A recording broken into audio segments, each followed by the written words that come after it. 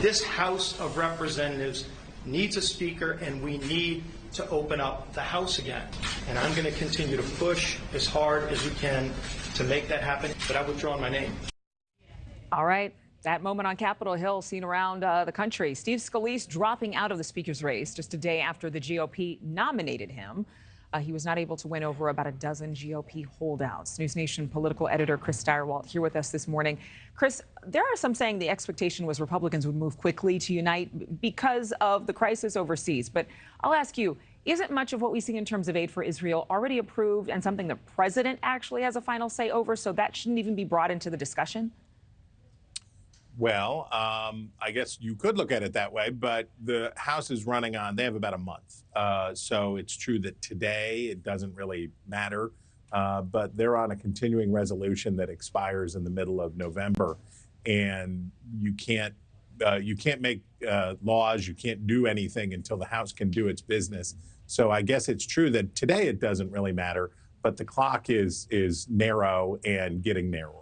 Well, and again, it's because of our budget issue. It's because of a lack of a spending plan rather than international concerns that should be providing more urgency. Do you think this signals that we will pass another continuing resolution in November? Because there is, I mean, it's another 11th hour situation for the GOP. Well, there's aid for Ukraine that has not been approved, and they can't do that. And there is obviously going to be a request for supplemental aid for Israel. So both of those things will have to go through the House at some point. So at the very beginning, right now, you're right, the president has plenty of authority and he can do all of that stuff. But to appropriate additional funds, the House will eventually have to get back to business. As heartbreaking as both of those situations are for a lot of people, Americans are actually concerned about domestic issues as well. What is of the biggest argument for urgency, particularly when it comes to an emergency for American citizens? Well, again, I think right now it's those foreign policy concerns. You have a month where there's a continuing resolution running and a government shutdown, a partial government shutdown that hit in middle November would be bad, especially with the world increasingly concerned about what's going to happen to gas prices, energy prices, and the world economy if Iran is drawn into a conflict like this, or what can happen in the broader Middle East. So there are economic concerns, all of those things. Scalise is a survivor. Let's get back to him. He lived through that horrible shooting in 2017 at the congressional baseball game practice. He's receiving treatment for blood cancer, but not able to rally enough support. What was the major concern for why he could not become the next Speaker of the House? So there is a deeply divided Republican conference. I don't think this was very much about Steve Scalise. I think this was a lot about Donald Trump.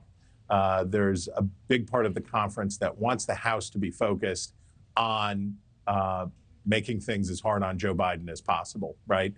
They want what Jim Jordan is promising, which is a lot of focus on Hunter Biden, moving forward.